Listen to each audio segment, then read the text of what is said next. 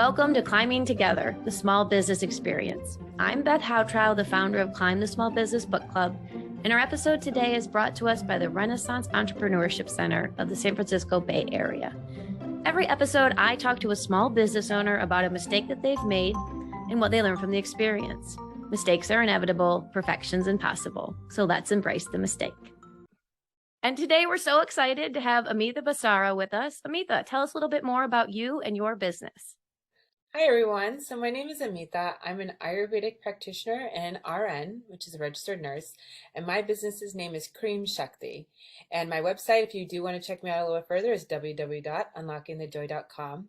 But what I provide is Ayurvedic consulting services. So I do a one-on-one consulting with people to empower them to take their health back into their own hands. I like to guide people to well-being through lifestyle, nutrition, and herbal supplements. The great thing about Ayurveda is that there's side benefits versus the side effects that you sometimes know in the Western side. Yeah. I also have the knowledge of being in the hospital and being able to make you feel comfortable with understanding how Eastern science and Western science mold together. I also offer teaching workshops at local yoga studios, and I also have a product line, which you can also check out on my website. Nice. Well, and I love the combination. I think probably for a lot of people who are accustomed to Western medicine, but curious about Eastern medicine and Eastern treatment, I'm sure it's a comfort for them to know, like, okay, you have education and expertise in both spaces. And so, yeah, amazing. Yeah. Okay, so we're going to jump right into it. We're here to talk about mistakes. So tell me about a mistake or a misunderstanding you had when you first started your business. So when I first started my business, I was under the impression that everything I spent in regards to my business was a business expense. And I just kind of went around swiping my card here, swiping my card there. And while most of them did actually qualify as business expenses, so I would have meals with people and I'd be networking about Ayurveda, or I'd just be meeting someone on the fly and talking about Ayurveda, and I use my card. However, that ended up being quite a lot of meals out, and I might not have opted to do that if I knew that it was a business. Maybe I would have met people for a coffee instead, because honestly, what you end up doing is you have to pay it out of your account. So either way, whether you get a tax deduction or not, which you do for most of that, it's just that it's a percentage. Right. So you're saving 30%, not 100%, right? Exactly. Yes. So it's not all going to come off in the end. So I wish I had really understood that when I was doing that. Also, like, for instance, just understanding business finances in general, right? Like, and taking the time to write everything down and understand where I needed to spend money and actually prioritize that. So I carry inventory as well. So I have lots of herbs, which is great because I get to give these to all my clients. But I was just kind of like, as soon as I thought of it, I ordered here and then I ordered there. And the shipping isn't included for a lot of these things. So I'd be paying quite a bit of shipping. And as a small business, we're told in our business finances, or the learning that I've learned, you kind of pass that on to the customer. And I really wish I had like consolidated that, because even though I do pass some of it on to the customer, I could have either saved myself or my client some money by bulking my orders together, just being a little bit more organized about that, as well as like, just, you want to spend everything for your business, but there are things that I think need to be prioritized. Yeah, absolutely. I think a lot of people miss their like revenue, but what you take home is revenue minus expenses. Exactly. And so the bigger your expenses are, the less profit that you're going to have to take home. And it's such an important lesson, because I think social media, YouTube, that kind of thing, celebrates only revenue. That's all anyone talks about. I made $10,000 in revenue this month. You're like, okay, but did you have $10,000 in expenses? Right? Because they might have, like, and that's $0 profit. So yes, I think. Or mileage, for instance. So mileage to and from my office, guys, does not count. Nope.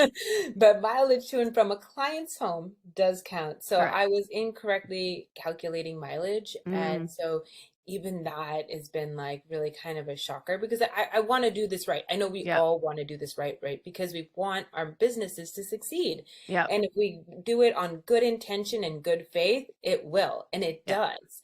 But you're like, oh, I made some really big mistakes. But you don't want to get audited, right? So I don't want to get audited. And I also realized that I just overspent. And I wish I had really tracked on a month to month or even bi-weekly basis on what I was spending because I wasn't keeping track. I'm learning a business, I'm expanding my clientele, I'm learning about marketing, and all of a sudden I'm not keeping track the way that I think I am. And Yeah. really, I think it's important for everyone to develop a financial practice, Yeah. especially around their business as well in their personal, to be honest. Yeah. It's I mean, most especially if important. you're a solopreneur, your business is you. Yes, And the money that whether you're spending it on your business or spending it on you, you're spending away your money. Right. And exactly. so, yeah, so how much you earn is great, but just as important is how much you spend. Exactly. So yes. Okay. That's such good wisdom there. Okay. So I think I know what you learned from that experience. Was there anything like, do you talk to a CPA now, or how do you So, manage this? yeah, one of the really great tools was getting a CPA. Yeah. And getting a CPA, I felt like I could trust. And, it was kind of annoying because I had to shop for a CPA that I Mm-hmm. like. And it's kind of like shopping for anything, like even for people who are shopping for an Ayurvedic practitioner. You want to talk around and talk to people, see if you vibe with them because you're going to be trusting them with the inner workings of your business. Yeah. And I just really didn't want to put in the time to find the right one. And I Yeah. really wish I had done Mm, that yeah. earlier. Earlier. So, yeah, take Yeah. the time to do it. It is one of those more priority lists. Yes. And it's just not something people talk about, right? When necessarily Yeah. right away when you're starting a business. And Mhm. that idea of it's in like TV and movies and oh, don't worry, it's a write-off, right? That language has, Yeah. I don't know if you watch Schitt's Creek, but they reference that. Oh, it's Yeah. fine, it's a write-off. He makes this Exactly. joke and the dad's like, what do you think that means? It's a Yeah. write-off, right? It's not Exactly. free. Who do you think Yeah. pays for it? But that's a Exactly. common part of people's understanding of business is that it's basically free as long as it's a business expense, which Exactly. is of course not true, right? It just reduces your business profit, which reduces your taxable income, but that's only part of you And still that want to seems make a to be the profit. general, actually, consensus of most of the general public. So you watch videos on YouTube, and they were telling me the same thing. So I was using YouTube for a lot of my education at first, TikTok videos, Instagram videos, and everyone's just like, oh, it's a business expense. It's a business expense. But that is just a scratch of the surface Yeah. information. Yeah. And to really go deeper and to hold yourself accountable to educating yourself and me holding myself accountable to educating myself on Mm-hmm. what really is a business expense. Yeah, absolutely. All right, awesome. That's so useful. Okay, so outside of getting your finances together and understanding, is there any other advice you give to a new entrepreneur as they get started? Oh, yes. I would say definitely love what you do. This is like, when you do a job, usually you're compromising something somewhere. With your business, love what you do because it takes time, energy, and effort. And some days you really have to have that fire in you to Mm-hmm. get you to do things just because it takes a lot of work to get the thing off the ground and Yeah. the The business off the business. ground. Yeah. And if you love what you do, you're going to have a lot easier time. You're going to like talking about it. You're going to be talking to your friends. They'll give you Mm-hmm.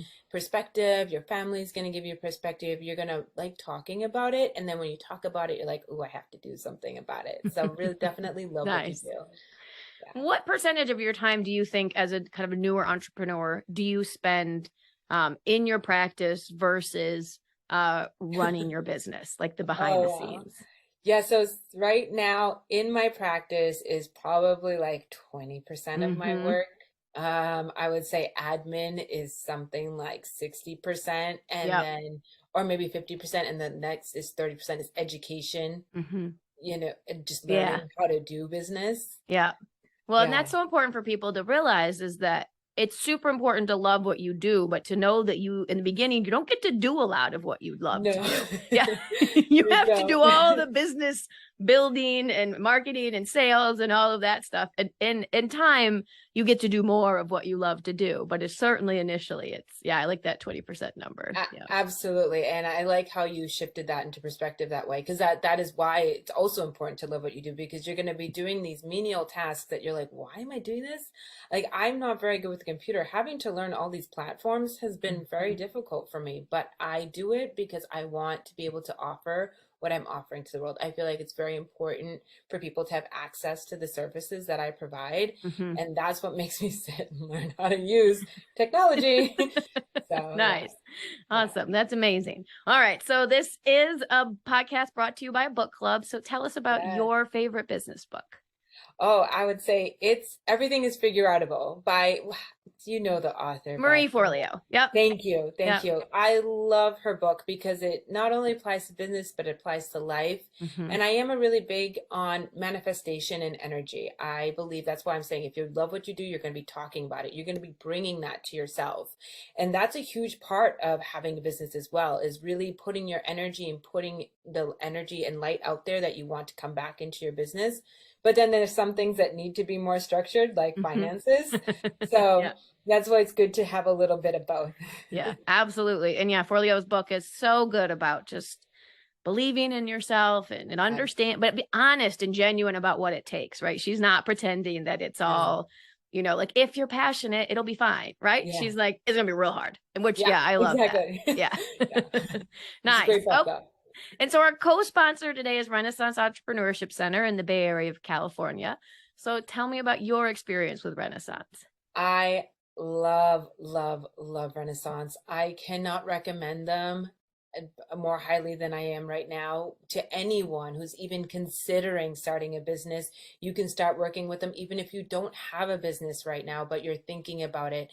And they offer a slew of classes. They have a great support team.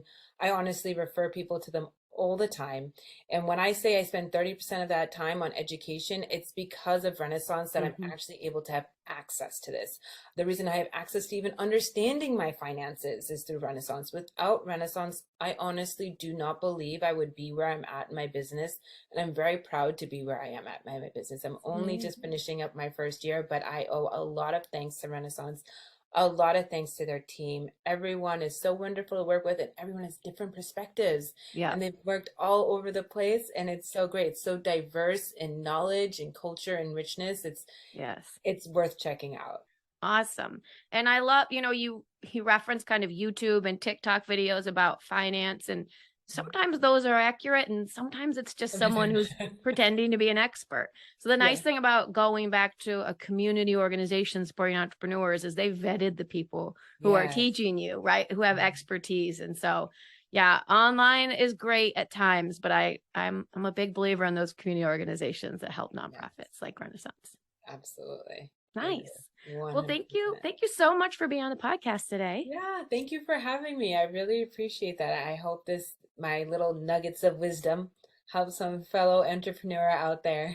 Absolutely. It was great to see you. It's nice seeing you too, Beth. This podcast is brought to you by Climb the Small Business Book Club, where entrepreneurs go to learn, discuss, apply, and grow.